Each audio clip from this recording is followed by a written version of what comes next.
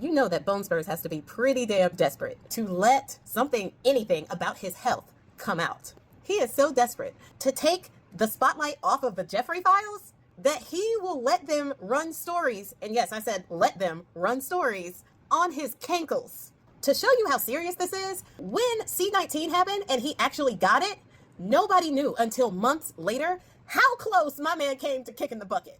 And even a couple of weeks ago, when there were pictures floating around of him seeming to have something under his pants, it was radio silent. The only thing that you saw of that something that looked like a contraption under his pants were people on the internet sleuthing around and talking about it. But no major outlet actually picked it up.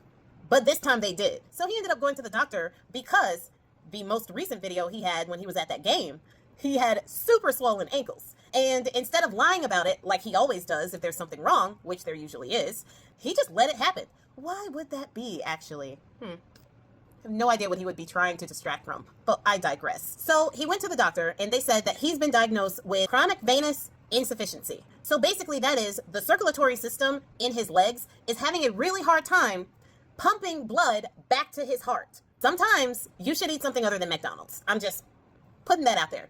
A salad would do you well, sir. Even though the media is making extra sure to mention that this is common in people over 70 and benign, which is a grace they would never have given to Joe Biden. Let's just put that out there. It is still something that could potentially be problematic, but it's not anything like thrombosis or arterial disease or anything like that. But a story like this does make me wonder, like, where is the super he's too old to rule crowd?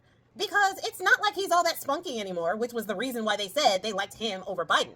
Bone Spurs is pretty much the makeup of a grumpy old man, especially when it comes to reporters asking questions about Jeffrey Epstein and why they aren't releasing the files that we all know they still have. But if this guy isn't as close to get off my lawn as you can get, where are all those people? Where are all the old jokes? The guy gets lost on the way to a limousine that is literally sitting directly in front of Air Force One.